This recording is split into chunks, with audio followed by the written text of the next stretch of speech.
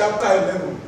Now a certain man was sick, named Lazarus of Bethany, the town of Mary and her sister Martha. It was that Mary which anointed the Lord with ointment and wiped his feet with her hair, whose brother Lazarus was sick. The sister therefore said unto him, saying, Lord, behold, he whom thou lovest is sick. When Jesus heard that, he said, this sickness is not unto death, but for the glory of God, that the Son of God should be glorified thereby. Now Jesus loved Mary and her sister Martha and Lazarus. When he has heard that he was sick, he abode 2 days still in the same place where he was. And after this he said to his disciples, let us go into Judea again. His disciples said unto him, Master, the Jews of late sought to stone thee, and goest thou thither again? Jesus said unto them, are there not 12 hours in a day? If any man walk in the day, he stumbleth not, because he seeth the light of this world. If any man walk in the night, he stumble, because there is no light in him. These things spake Jesus, and then he said, our friend Lazarus sleepeth, but I go that I may wake him out of sleep. The disciples said unto him, Lord, if he sleep, he shall do well. Jesus spake of his death, but they thought that he has talked about taking the rest asleep. Then spake Jesus unto them plainly, Lazarus is dead. And I am glad for your sake that I was not there, to the intent that ye may believe. Nevertheless, let us go unto him. Then said Thomas, which is called Didymus, unto his fellow disciples, let us also go, that we may die with him. Now Bethany was near unto Jerusalem, about 15 furlongs off. Therefore many of the Jews came to Martha and Mary to comfort them concerning their brother. Martha, as soon as she heard that Jesus was coming, went and met him, but Mary sat still in the house. And Martha said unto Jesus, Lord, if thou hast been here, my brother has not died. But I know that even now, whatsoever thou shalt say unto God, God will answer thee. Jesus said unto her, thy brother shall rise again. Martha said unto him, I know that he shall rise again at the resurrection at the last day. Jesus said unto him, I am the resurrection and the life. He that believeth in me, though he were dead, yet shall he live.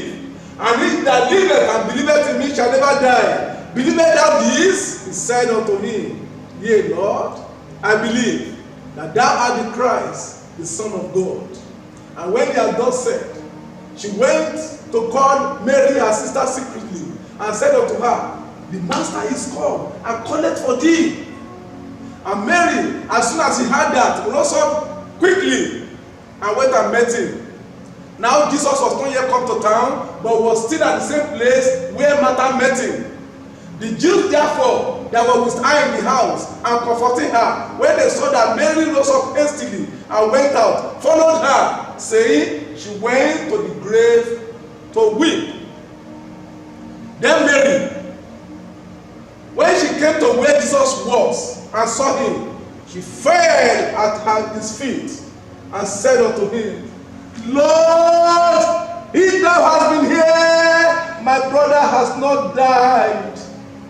When Jesus saw her weeping, and the Jews also weeping, which came with her, he groaned in the spirit and was troubled. He said unto them, where have you laid him? They said unto him, Lord, come and see. Jesus wept.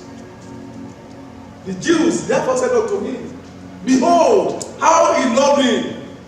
And some of them said, could not this man which opened the eyes of the blind have caused that evil man should not have died?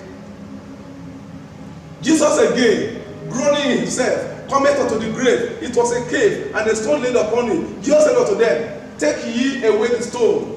Martha, the sister of him that was there, said, Lord, by this time he stinketh, for he's been dead 4 days. Jesus said unto her, said I not unto thee, that if thou wouldest believe, thou shouldest see the glory of God? Then they took away the stone from the place where he then was laid. And Jesus lifted up his eyes and said, Father, I thank thee that thou hast heard me, and I know that thou hearest me always. But because of these people who stand by, I said it, that they may believe that thou hast sent me. And when he had thus said, he cried with a loud voice, Lazarus, come forth! And he that was dead came forth, bound hand and foot with grave clothes, and his face bound about with a napkin. Jesus said unto them, Loose him and let him go.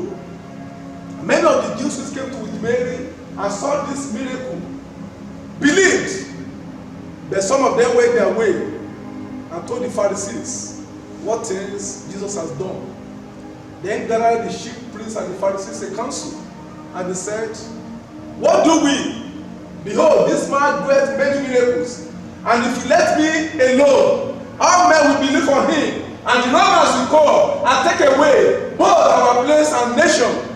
And one of them, called Caiaphas, being the high priest that same year, said, Ye know nothing at all, nor consider that it is expedient for us that one man should die for the people, that the whole nation perisheth not. And this spake he, not of himself, but being the high priest that year, he prophesied that Jesus should die for that nation, and not for that nation only, but also they should gather together in one the children of God that were scattered abroad. And from that day, the two counsel together how they might kill Jesus. And Jesus walked no more among the Jews, but went thence into a place near the wilderness, into the city of Ephraim, and there continued with his disciples. And the Jews' feast of Passover was at hand. And many of the Jews, and they sought for Jesus Christ, and spake among themselves as they stood in the temple, What think ye, that he will not come into the feast? Now, both the chief priests and the Pharisees have given a commandment that if any man knew where you were, he should show it, that they might take him.